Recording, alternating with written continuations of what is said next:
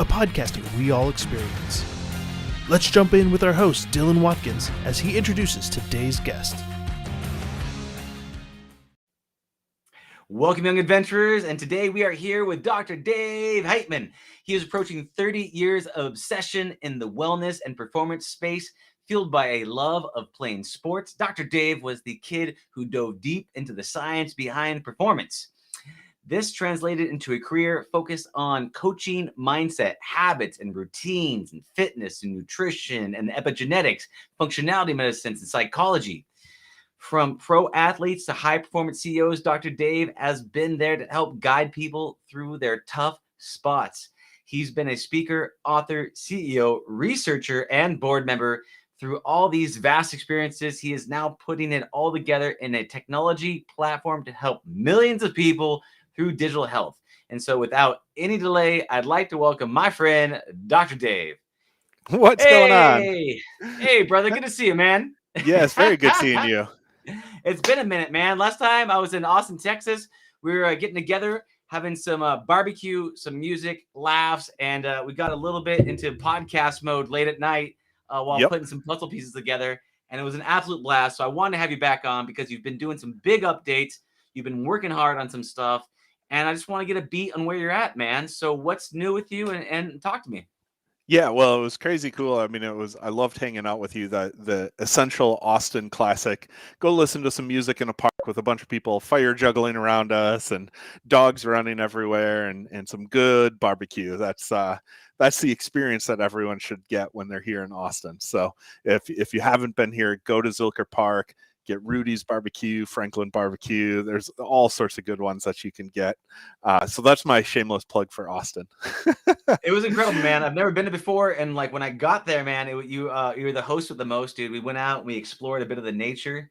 You showed us a lot of like natural foragings. And I forget the terminology for it, but you said it's something like you kind of work with what's around. You have a bit of background in actually working with the land and building the land and cultivating the land. Yeah. So what's up with that? Yeah, well, I'm a nature lover, a tree hugger by heart, but that has progressed into diving deep into obsession. I've learned about permaculture and food forests as the terms that we now prescribe to, which is using the land in its own natural way to produce for you. And you don't have to till things up. You just grow stuff that all works together, and you don't touch it except for when you grab the fruit off the trees or something of that nature. So it's a cool way to have a little bit of a hobby farm, if you want to call it that, where you get the massive benefits of getting your ass outside and, hauling logs around and touching nature and experiencing the weather changes, all those things that are actually really healthy for you. But you get to actually enjoy literally the fruits of your labor. So it was incredible. And when I'm around and we learned a ton, we explored the nature. And yeah, I mean, it's kind of a laissez-faire, lazy farmer, whatever you want to call it. But it was a wonderful, wonderful, cool experience. We got to go and explore, which I thought was great. And one of the things I like about what you got is you have a lot of this kind of holistic, integrated self, right? You very much are integrated with the land, and you're integrated with the people, and you approach business and all of these things from a kind of a holistic perspective. Can you talk to me a little bit about some of your principles and philosophies when it comes to integrating natural practices with business practices? Yeah, absolutely. I'll actually start up with a story of why I'm that way, because I think that that's actually just as important as to what that actually means. Is that for a long time, I thought health and wellness was your workout and diet plan. And when I was going through business, I thought business was business, life was life. We had to have a work-life balance. And so with that term, you actually start to schedule things differently.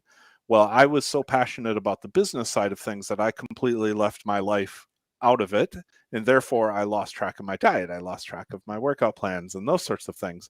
And my health came crashing down. And through the process of fixing myself, I realized that health is a 360 thing. In this integration of mental wellness, mental health, relationship building, business building, all of it's the same stuff.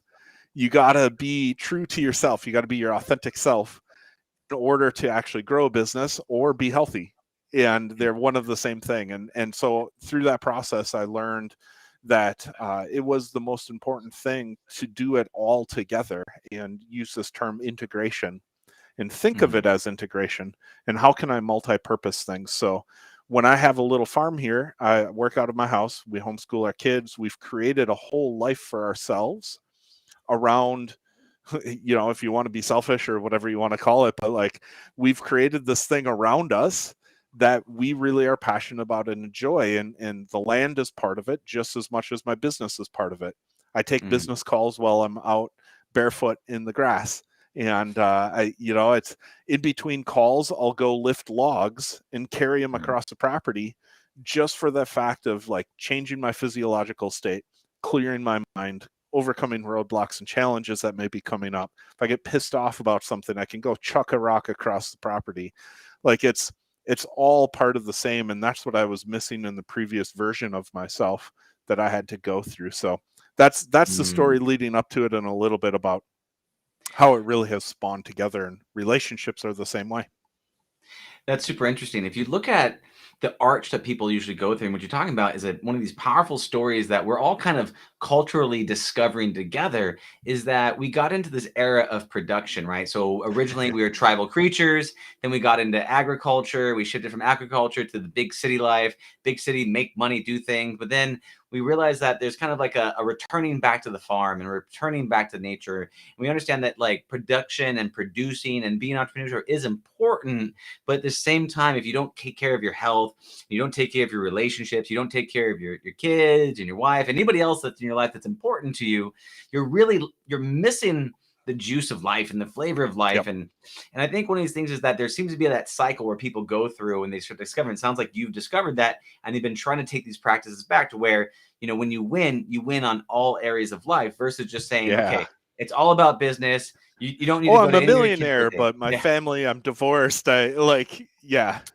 you're on all these drugs, you're on all these things. You're just trying to like cope with this. You're just coping with the stress instead of like, there's like the easy path, and then there's like the hard processing path, right? There's like I always look at it kind of like you can burn sugars for that high impact, quick burst, fear induced, let's go. Or you have that slow keto burn kind of, okay, I'm going to do this through intention and love and acceptance and processing. It's like a repression of the energy, or like a processing, which is harder to kind of get through. How do you, I mean, when you come across roadblocks and challenges where you might want to zig to the easy path, how do you actively choose that more difficult, slow burn keto path along the way? Because it's easier said than done. Yeah, totally. Oh man, our brains are so hardcore wired to take the easy path in everything. And this is something that, even though science has proven this time and time again, we look at human history, it's proven it time and time again, it actually takes a step backwards out of the details to realize that our brains are wired to take the easiest path. And it's such a simple truth that we often overlook it.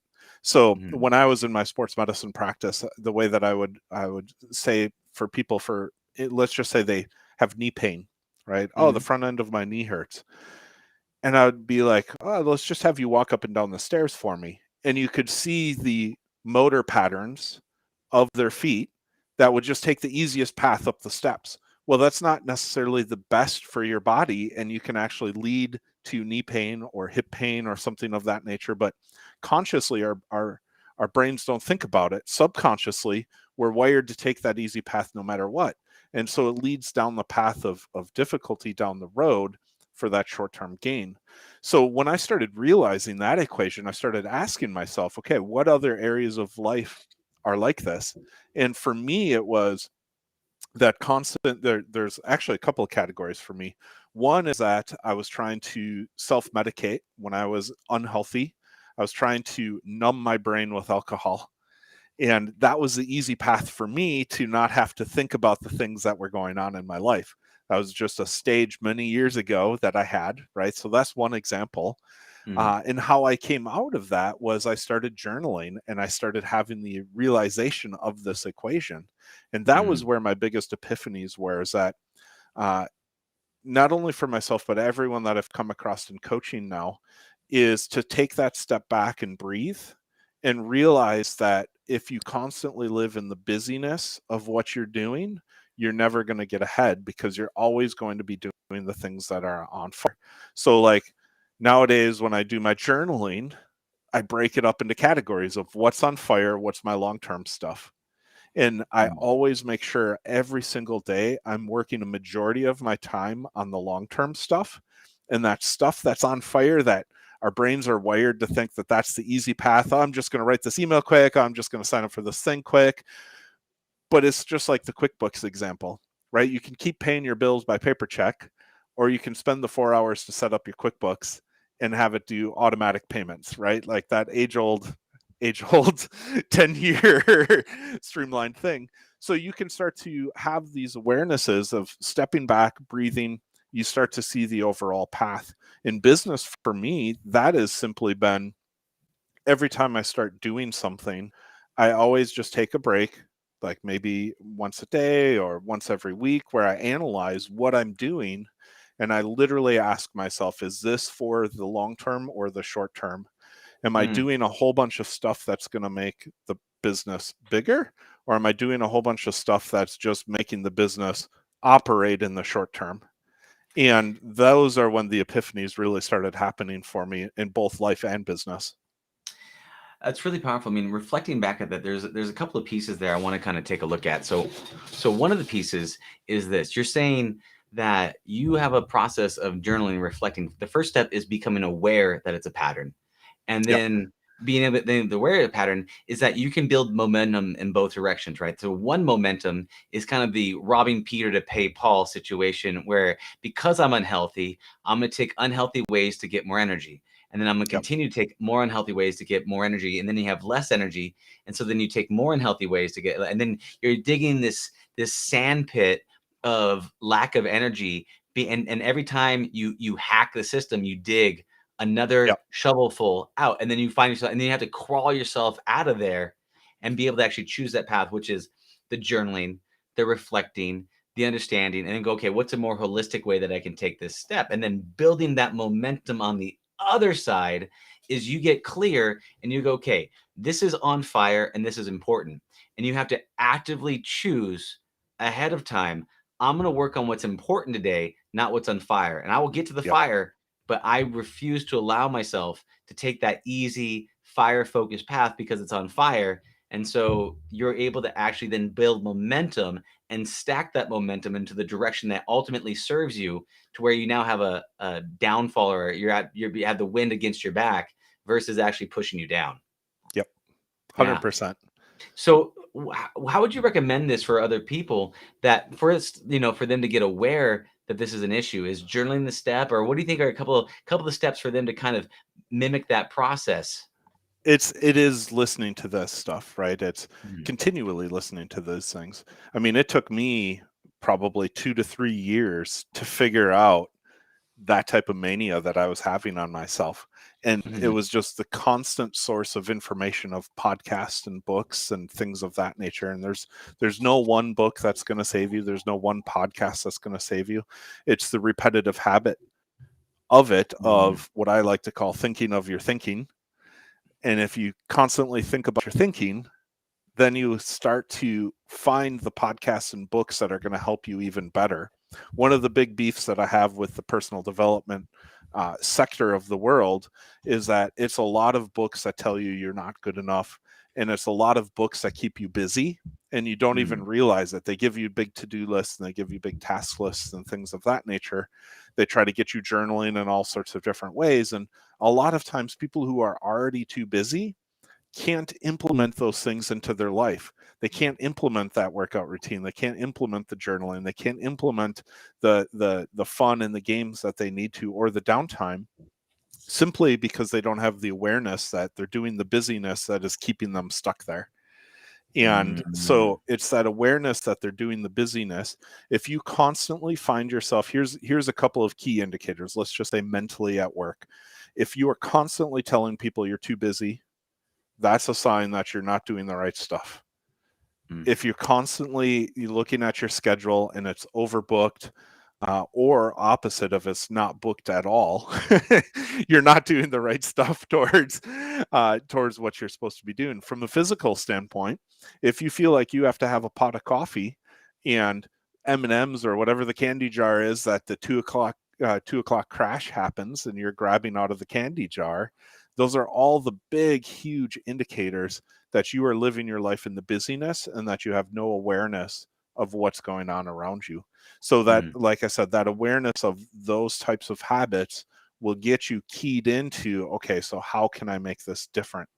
And instead of trying to make something big and complicated, which is what most people do, they're like, oh, they wake up one day, they realize they're overweight. Oh, I'm going to lose weight today. Great. And they go out and they spend an hour researching weight loss plans. They sign up for a big expensive program. It tells them this, and they have to go buy all this food and change out their pantry and learn how to cook and learn how to shop and all these life skills that literally take years to develop. They're trying to cram down into 1 week. 3 or 4 weeks later, they can't keep up with it and they're wondering, oh God, I'm a failure. And so that's where yo-yo weight loss happens. That's where yo-yo journaling happens. That's where yo-yo business planning happens. Well, that's one thing that's actually really important is because there seems to be a cyclical cycle, and I don't know what it is, but I'm going to call it like the dark side of flow. And I'm just making up that term right now, but you know what I'm talking about. So the flow is you struggle, you rest, you recover, you go again, and you struggle, you rest, you recover, you go again. But the dark side of this is you feel like there's some sort of gap in your life, right? So you recognize you're overweight, you recognize there's mental illness, so there's some sort of thing going on with you. So then you put in a whole bunch of massive action. You feel like, oh, I've got it handled, and then you forget about it and you fall off the ball until you feel bad and you find yourself in that pit again. And that's kind of like this dark side that floats around where people never actually progress. They do just enough to not be uncomfortable. So what advice would you give to people to not get stuck in that pattern loop where they're constantly spinning around in circles, where they just want to stay out of the pain of not feeling bad, and they put in effort until they can't take it and they break, right? So how would you suggest that they break that cycle? Yeah, that's a great question. It is one that has taken me a long time to figure out the answer to that question. And one is there's good specific advice that I'm going to say, go for a 20-minute walk every day, right? That may work for some people, but it may not work for some people. But there's a fundamental truth that is there. That fundamental truth is that you have to start with one, at the most two things, and you have to repetitively do them for 90 days. And it could be something that has to be super simple. Has to be something like, okay, I've got this water bottle. Get it in front of the camera here. I've got this water bottle, and I'm going to drink 4 of those a day for the next 90 days. And what that does is that changes everything about your world. It literally instills habits. It instills physiological change. It rewires your brain, like all of the things. This is what I like to call epigenetic change. So we're all born with our DNA. That's a certain expression type. But what we do to our body is the expression of that DNA. And it takes 90 days of assaults on our body with something, whether it be positive or negative, for our body to actually make the change at the epigenetic level to make that as a sticking pattern. So the big problem in weight loss that everyone instinctively knows is I go on a month-long diet or a 30-day detox. That's actually not enough time to signal to your DNA to express the proteins different in your body to make a lasting change. So in other words, the chemical profile that before your detox was there is still the same after the detox. You're not increasing the fat metabolism, enzymes, and all of those sorts of things that end up. You have to do something for that 90 days. That's super interesting. So is this something around like neuroscience and creating neural pathways and then being able to go through this and then you form those? Is that similar or how? One step deeper. Yeah, that is. So at the epigenetic level is the base, and then you're reestablishing neural pathways with that. So the epigenetics of those nerves have to change to allow rewiring to happen in the long term. Now, there's some slight difference, like, right, if we take psilocybin, we know that it kind of rewires our brain. And that's actually making disconnections, reconnections in a chemical way. Mm. But that is essentially what we're talking about. At the root level, everything's about epigenetics and the expression of the chemicals in our body. Got it. Yeah. So the epigenetics are basically the switches of our genes that turn on based upon our environment. Because one of those big things was kind of, is it nature or is it nurture? And we've come to Yeah, find out it's both, right? it's both. Yeah. It's the environmental that shapes our nature, and then but we can choose a better path, which is ultimately what a lot of this hero's journey stuff is to continually choosing that grind, that pain. I mean, one of the big challenges I've seen with heroes on this path, I'll ask you about this, is the willingness to embrace boredom, the willingness to Yeah, say, yeah. "Oh, you know what I'm talking about?" So you have like, okay, hey, I could stay and I could study and I could learn and I could apply those skills, but then someone calls you up and goes, "Let's go have fun. Let's go get Yep. wild. Let's go knock you off your horse. I know you're on day 14, but come on, man, it's just one day. You can get wild, right?" Yep. And how do you get people to constantly re-choose that boredom over the fun, that quick, easy button? Is it, can they just have those one or two things that they do for 90 days, or it will, like, what does that look like in terms of embracing fun? I see You you're fell doing the into, yeah, yeah, you go fell for it. into my master plan trap. No, I'm just kidding. This honestly literally is the fundamental question that we're solving in Mhm. Authentic, my new digital health company. Oh, And please explain. Yeah. yeah, the reality is that life is boring, work is boring, and most of what we do is unpassionate. And most of what we try to do when we think we have to get healthier, when we think we have to lose weight, or we think we have to do this one business practice, Mhm. most of the time it's because we're not finding the joy and passion in things, and we're doing the wrong steps to get to that. So Yeah. that's why it's boring and that's why it's mundane. If we do a weight loss program where we have to go to the gym and you just hate going to the gym every day, you're Mm. never going to succeed at it. So Authentic is about finding those things that bring you joy and passion, and then how can you put all of the pieces together in simple little habit changes that you can do on a regular Mhm. basis that you find fun. And that is the true meaning of getting healthier. Got it. So when you're talking about authentic, you're saying if you're doing an activity and you find it to be absolutely boring, you find it to be soul crushing, as some people would say in the space, then really being able to say what you're doing it wrong, whatever that thing might be, right? Because there's a thing Yep. where some things aren't inherently great. You have a goal, like maybe you want to be the Mr. Olympian, or you want to have some sort of thing, and you have a path. And one of the things I've heard, and I don't know if this is contradictory to what you're saying, but they say a professional is someone who does what they love to do when they don't love to do it. And how does that relate and counter It to what you're saying? it is the same because they love the end result, they love the end goal. And so therefore Mm, that's what they're talking about, those habit things. Like if you want to mm, win the Super Bowl, you have to mm, go to the gym every day. If you mm, want to be Mr. Olympia, you have to go to the gym every day, because mm, that is the nature. So then you start to find that joy and passion in that aspect, which is why those athletes choose that path. But mm, to the average person, they're not trying to be a next Mr. Olympia or winning the Super Bowl. So 99% of the population can't fall into those types of thought processes. They have to look at things like, let's just say, business. mm, If you make $1 million in business, yay, congrats. Now you need to make 10 million, right? Because you have mm. to keep growing, because you're either growing or shrinking, right? So Yeah. there is no Super Bowl in business. There is no end thing. And so the joy and passion that you need is in your mission and your vision and the story and the people that you're around, and all of those sorts of things. This is why businesses for money are so hard to get off the ground. Mm, One or two people in the company want to make money, and so they hire 60 to 100 people who are unpassionate about making that money, and they're just showing up for that job. When we look at things, if as a normal person who's not going to the Super Bowl, we have to mm, find those companies that we want to work with and work for, and people we want to work with and work for, and then that brings us our joy and passion in doing some of the things that we have to do, because mm. then we can have gratitude that we're working towards that. Got it. So then there's a price to be paid. So saying, okay, I want to be whatever the thing might be. I want to be a movie star or an influencer. I want to do this thing. And there's certain things that I love about it, but then I understand that if I want to be at that 99 percentile, the very top of the list, I got to be willing to do things that other people aren't. And so I need to Yep. reflect back and look at that and say, I have an identity around these activities, and this is something I'm on the grind versus most people are just trying to be healthy and fit and happy Yeah. and well off. And so in that case, you recommend to go throw rocks and pick up logs and to do activities Yeah. that would resonate with them, that is much more primitive and natural, that would actually get them back in their body and out of their head. Is that kind Yep. of what you're saying? Exactly.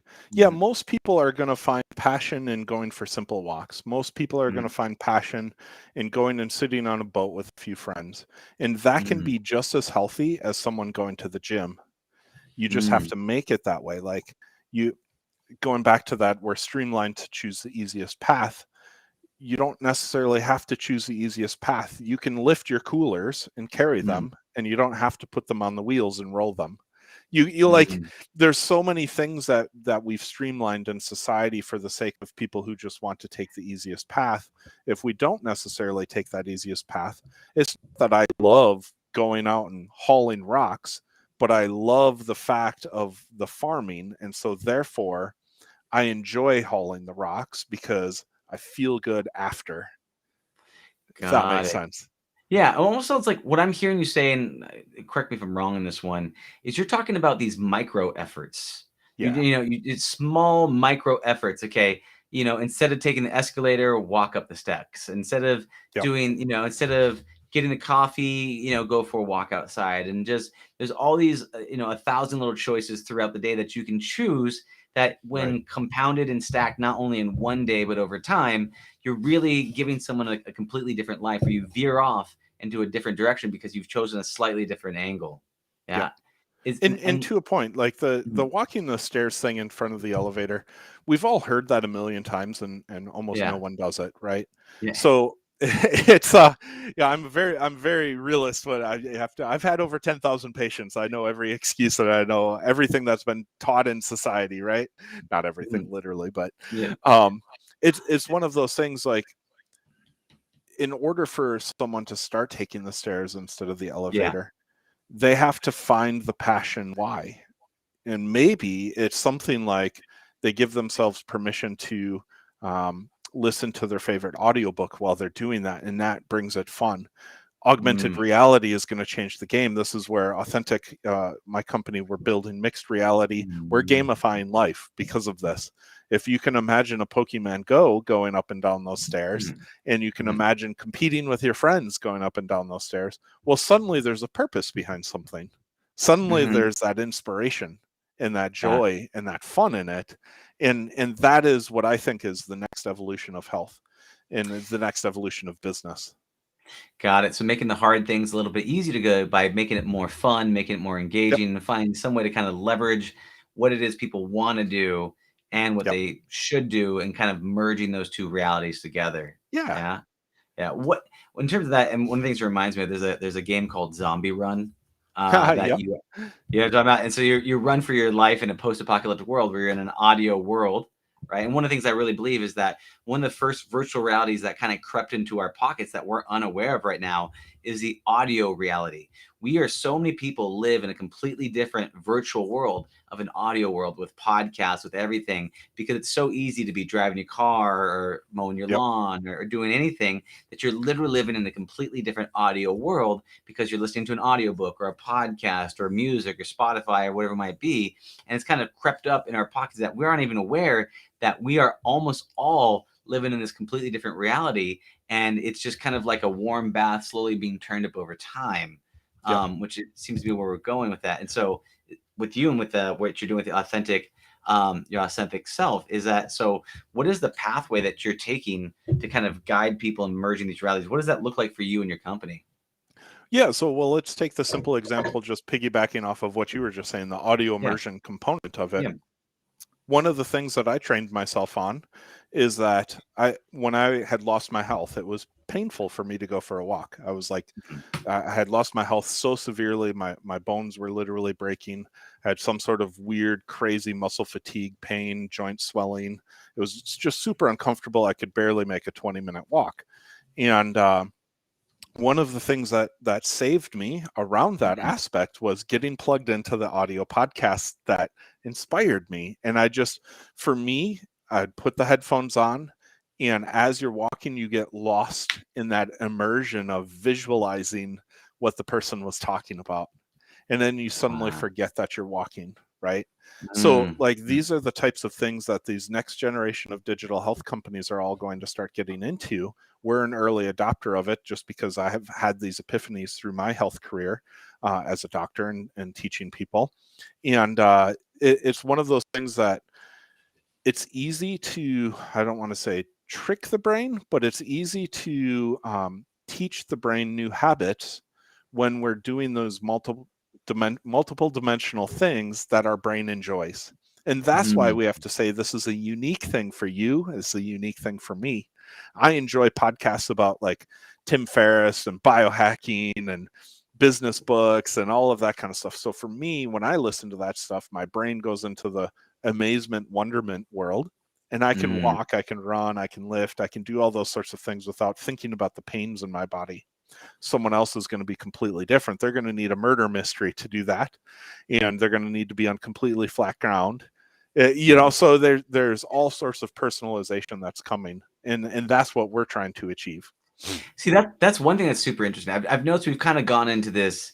We go to, the one-to-one tribal creatures, right? Then we're going, up and up and up. And then we had this mass consumption, right? This one size fits all. You're in a big city. Here, here's your, everybody fits in this box, take this box. And I feel like we're shifting through the power of AI and all these things that we're talking about. We're getting this like personalized, customized medicine that is going to be very effective to you in a holistic form. And so, how are you leveraging some of these more high-tech things to deliver more personalized medicine to people or more therapies?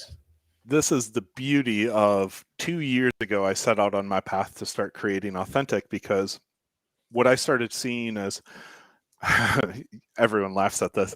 I started playing Roblox with my kids and saw the potential of like these new worlds that were being created, and to see my kids and at that age, so 2 years ago, they're 7 and 8, that they had a passion to build businesses on Roblox already at that age. They just enjoyed like building the pizza shop and like working the things. And I would just sit back in amazement and be like, we really are in an age where everything can be personalized. This huge world where everyone builds the things that they want to see come to life. And so that got me like, oh, can I look into this? And I'd always been into digital health. I've been coaching athletes and CEOs for a really long time using all the different health devices out there.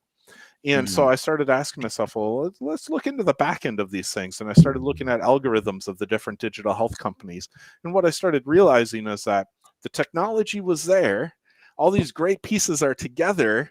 They're just not putting them together in this way. They're putting it all together to try to fit into the healthcare system, which is what's your risk of heart attack? What's your risk of COVID? Those sorts of things. And I looked at it and I said, wow, we have all these powerful algorithms, powerful AI, powerful machine learning. Why can't we put this together so that you as an individual can start to figure out what works for you? And we should be able to see a positive change in your HRV, your sleep, all of the different biometrics that we can measure. We should be able to see a positive change in your user input and how much you get engaged into something. And so that was the questions that I started asking myself and solving. And one thing led to another, and we popped up a technology company, and here we are rocking and rolling with amazing, beautiful, connected API Web 3.0 world. That's so beautiful. I mean, this journey, because I remember talking with you in the beginning when you're setting on this journey, because we've been friends for a while, and you said, hey, I'm on this journey. Here's where I got. And I mean, you were very dead set on what you wanted to do. And I mean, you went on a journey where you're doing like customer validation and you went through a whole process, and then you end up going to like an incubator. I mean, can you talk to me a little bit about the journey you've gone to get from just, because a lot of people start off with an idea, but it takes really, people don't really understand the distance it is from back of the napkin to actually running a company, and that journey that it actually takes, and the importance of all the things that you need to do. And there's certain steps that kind of help fast track that. So can you please share a little bit of that journey and lessons and insights? Yeah, and it's really funny. I was actually thinking of this yesterday to write an article about this, is that the missing link of product market fit is that, so 2 years ago, I knew there was a problem in digital health. I knew it was easy to solve. And originally it was like, oh, I wonder if I could build a coaching platform that would give better insights and make meaning of the data coming from the individual, so that a coach could guide them around insights. Okay, cool. And then so I started looking into that, and I started realizing, oh, well, there's no one really at that time, there's no one doing it. But at the same time, I was like, okay, I'd ask a few of my friends, would you like? They're like, it wasn't all that great. So product market fit for me over this past year has been this aspect of, I have this foundational idea. I know what inspires human action. It's fun, it's personalized, it's all these things, right? Categorized in buckets. And it took me maybe 5 different iterations of talking with people before I built a single thing. 5 iterations of, hey, I'm doing this. What do you think about this? I'm doing this. If I did this, what would you do? And you talk to 50 of your friends, 100 of your friends. And through that process, I even won a full ride scholarship to Draper University in Silicon Valley. So I went to a 6-week accelerator there. I got to meet all the Silicon Valley VC investors. And even through that process was a whole iteration of my product. And the past couple of months have really just turned into this solid approach that we're helping people in the workplace with productivity, and we're gamifying life through that. And the end result of that, meaning the original concept is still there, but now this is what people are resonating with out in the marketplace. And it took a while to get there, and it takes a lot of talking to people about it. And most entrepreneurs give up too early, because all you hear is no, or oh cool. Most people don't tell you to go fuck off or say no. They're just like, yeah, and you have to read those. You have to understand that is if someone's not getting excited about what you're talking about, even though you think it's a good idea, the market's not going to think it's a good idea. And so too many people think of that idea, they build their product, and then they try to sell it. Yeah, and that is a big chasm. I've seen that multiple times. I was doing some coaching literally early today with a virtual reality developer that did the same thing, where they have an idea. They're like, I want to do a thing. And we're like, okay, you need to talk to some people, get some validation, move through a path. And then I come and check up on them a month later. And they're like, okay, yeah, we want to raise investment. We want to do this thing. I go, okay, have you talked to people? They're like, yeah, well, and it's like, okay, go back to square. Like trying to get people to walk that path, because that talking to people, it's so hard, because you feel like it's like a difficult conversation, walking that fine line of having the conversation and realizing that you're right. Not a lot of people are going to throw rocks at you, and not a lot of people are going to just shove money in your hands, but you got to pay attention to the nuances and go, okay, well, how do I get this person to fall in love with this thing, even though maybe I don't have something built or whatever the thing might be. And that finding that product market fit is so critical. So for you, it was with production in the business and workplace. Is that what your market fit is? Or Yeah. Our market fit is we've launched some corporate services, and with it, this is how I knew it was successful, right? I'd been talking with people for 2 years about this. Everyone's like, right. I start talking about some corporate solutions of well-being. Digital empathy is one of the things that we hold a patent on, and we're going to be providing digital empathy for people. And at first we just talked about it as people, right? Oh, this is an energy platform. We're going to fill your bucket up. We're going to give you momentum. All of those sorts of words that I like to use and I'm passionate about, and I want to spew my passion onto other people, but that just wasn't landing for people. It's just, it's too far gone for the general population, but they understand productivity. And as soon as I started relating it to the workplace productivity, work-life integration, people started resonating with it. And now people are lining up to pay the thousands of dollars for their corporations, for the employees, because they realize in this day and age, there's 89% burnout rate in young business professionals.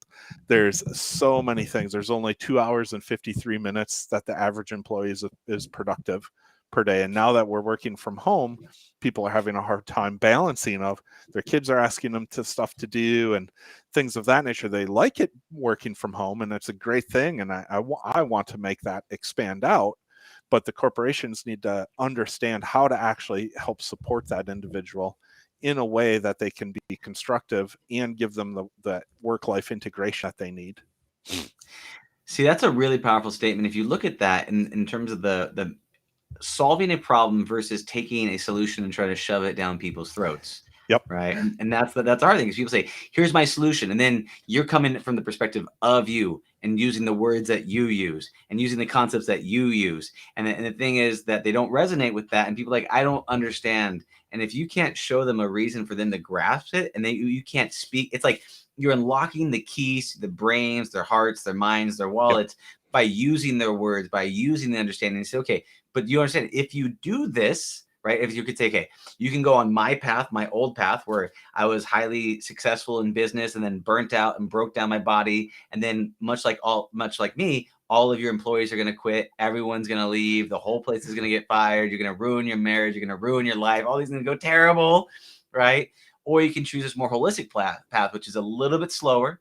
It takes a bit more time, but along the way you can sustain and you can increase your focus, and you won't fall pattern to where you start to dig this sand pit of the, I'd say, like the dark side of flow. I don't have a better term for it yet, but It's perfect. Yeah. I'm gonna keep playing around with that idea, but I love that idea of digging that sand pit, because but you're right, like being able to find that key mechanism where people can there's like this making it make financial business sense for holistic. So you're kind of like tricking people to be healthy by showing that there's a bottom dollar attached, which is, I mean, it's true.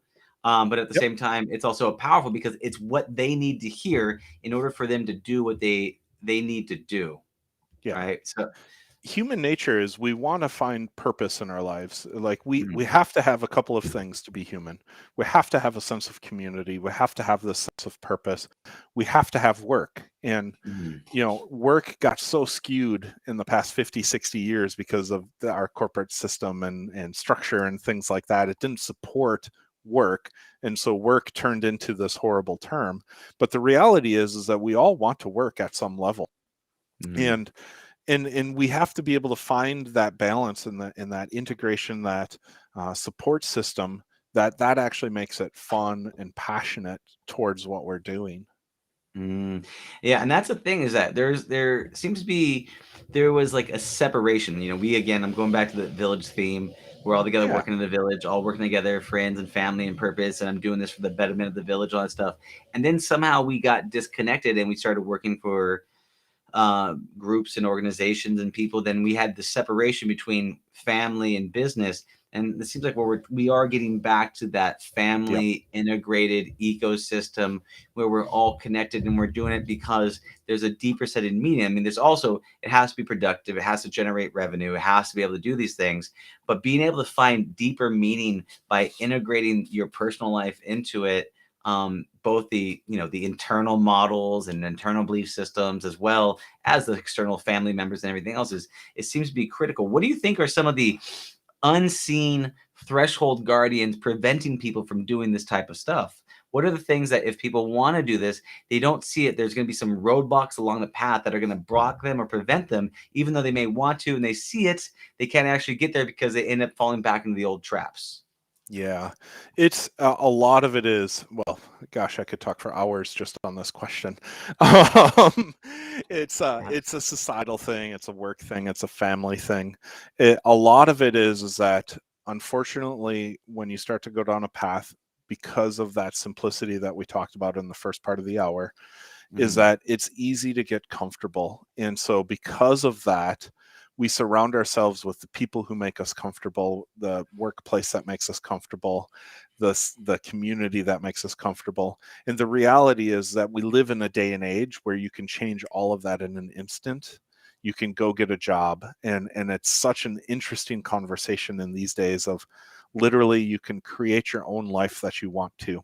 We closed down our sports medicine clinic. We converted a school bus into a tiny home for a year and traveled the country for a year, right? And that was a purposeful decision towards something. You can change your community. You don't have to live in that shithole like area that you keep complaining about. Like you can literally move and you can go out into the country. You could go anywhere. There's cost of living things that you can go and move to another country now. We have the means to do all of this type of stuff, and no one technically, unless you let them, can hold you back. You can create your own business on the internet. You can work from home. You can work.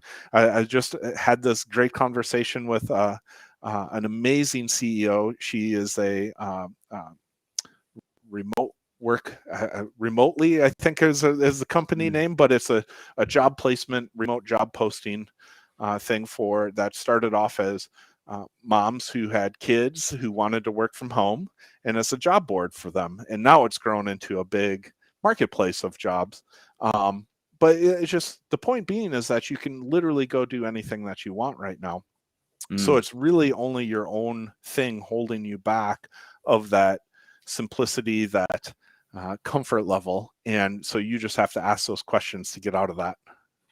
Man, I completely resonate with that. And people don't understand that they're one decision away from a wildly different life.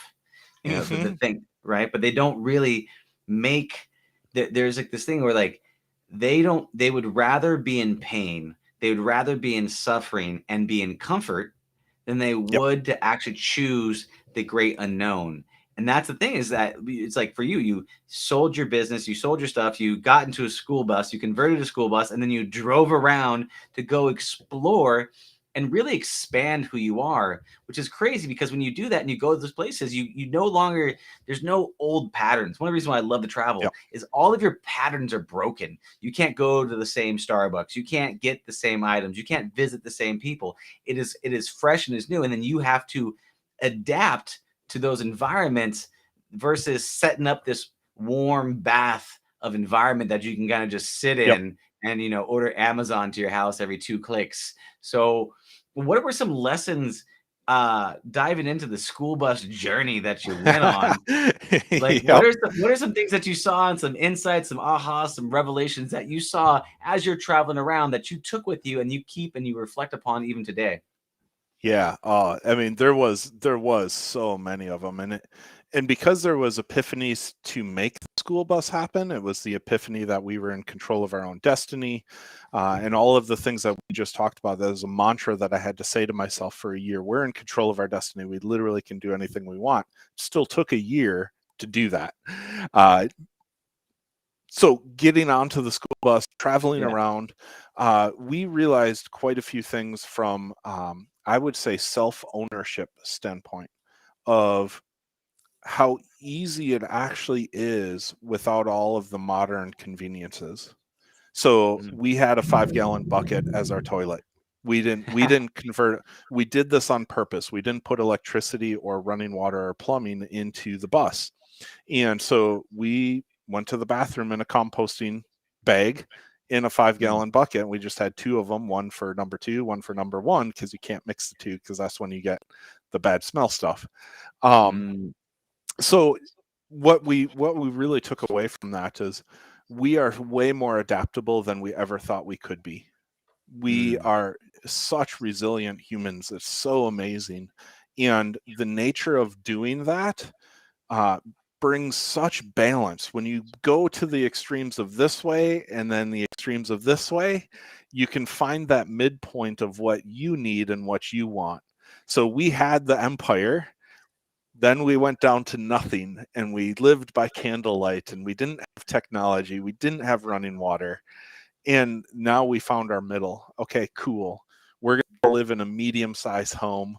We're going to move my parents down here. We're going to farm. I want some chickens. I'm going to grow some of my own food. We're going to pickle. We're going to ferment our own foods, and all of those sorts of things we learned by having the both extremes to now be happy and actually joyful and purposeful with every interaction that we have in our daily life.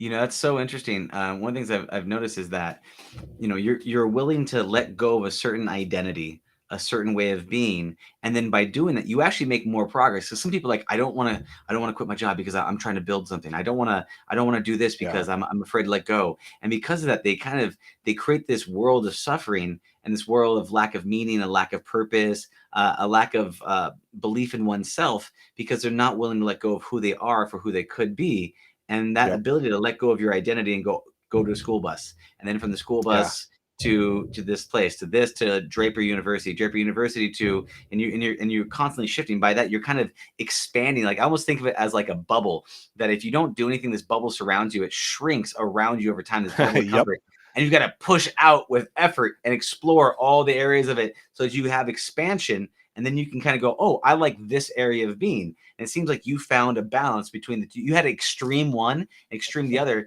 so that you could kind of dial it in, that area that Yep. actually makes you feel the most alive, which is great. Which is, I want to tie it and bring it back to the authentic self, right? I want to bring it back to that. And so, how did Yeah. those lessons from the school bus and Draper University and understanding and discovering who you are and those identities lead into you helping others along that similar path? Well, that's why we're calling our company Authentic, is that Mm, literally when you find your authentic self, and you mm, have to go through the challenges of that, you have to understand the ups and downs, the pendulum swinging to find your authentic self.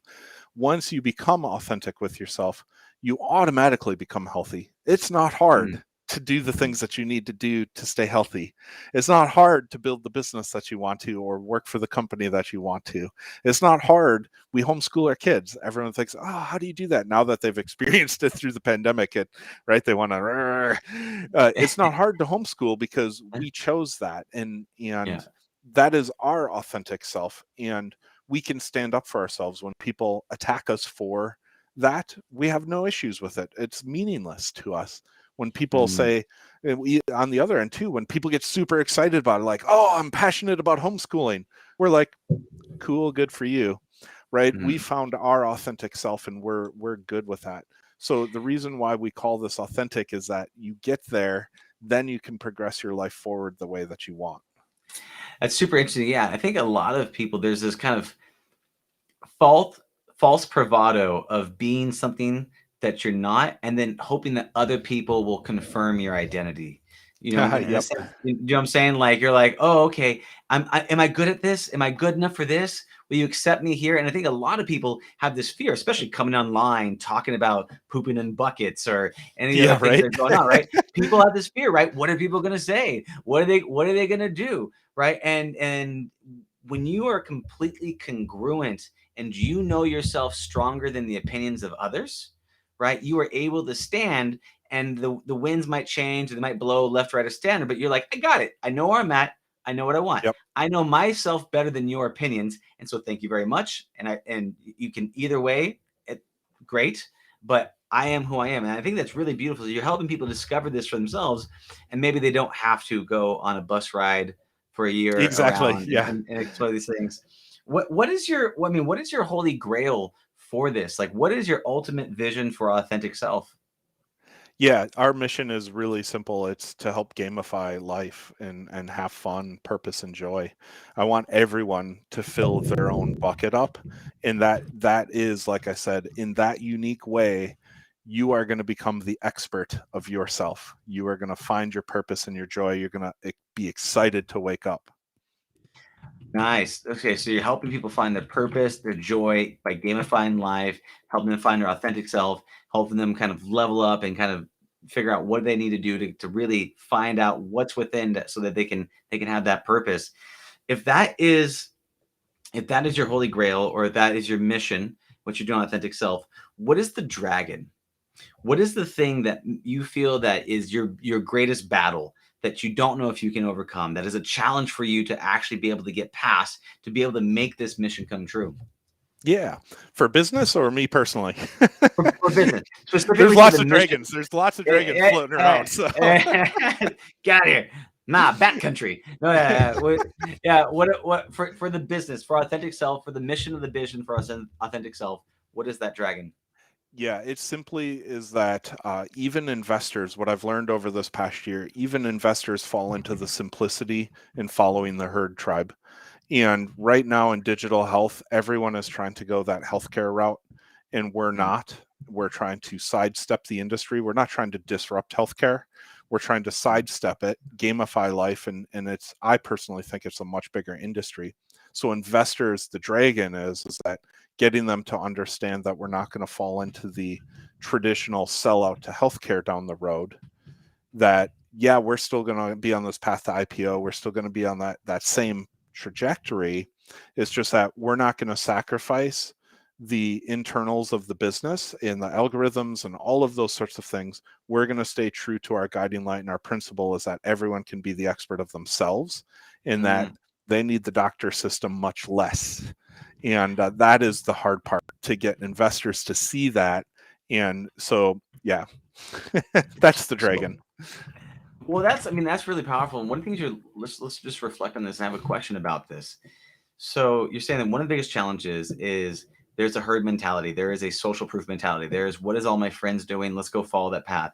Yep. And when you're talking to investors, they want to hear certain things because their goal is like, I want to be accepted amongst my friends and my peers and my groups, and I'm making smart investments and I'm doing things right. And so I'm doing what everybody else is doing because I've seen all these people successful and I want to be successful too. So they're willing to do whatever it is, and they're trying to get you to adopt their principles and mentalities. One of the greatest challenges, and this is actually a question I had before, and I didn't get a good answer, so I'm going to ask you this and see if you can come up with this answer.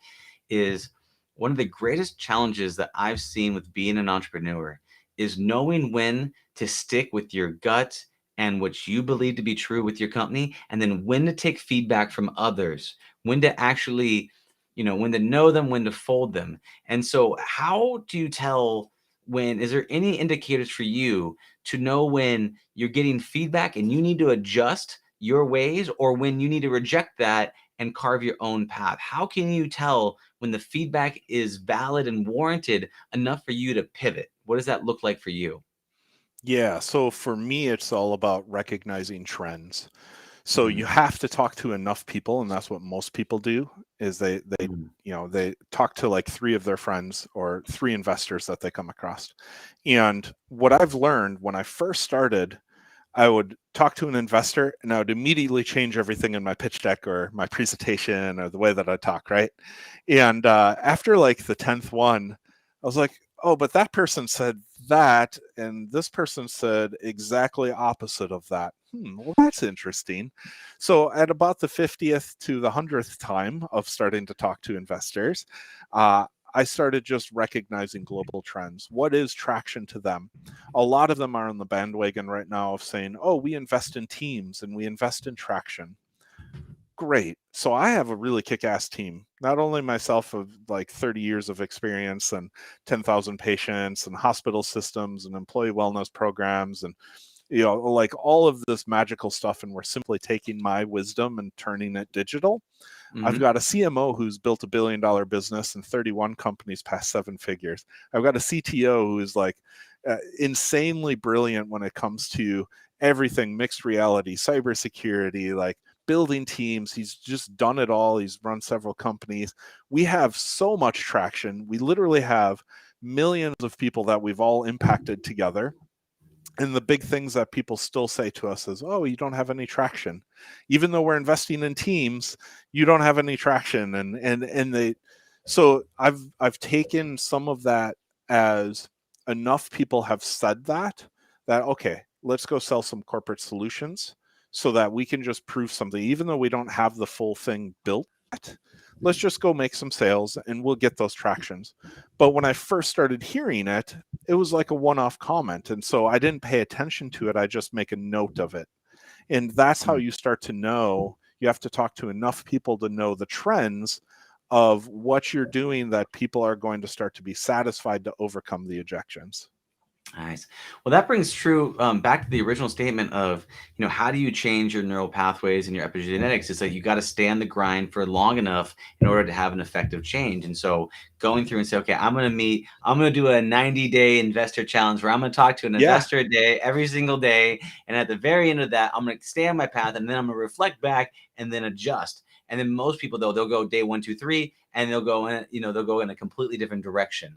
Versus, I bet if they talk to 90 different investors, by the time they look back at that, they're like, okay, I know exactly what I need to tweak. I need to know what I need to do, and I need to make those adjustments. Yep. So it's staying on that grind long enough, and then seeing the patterns and global changes, which I think is brilliant.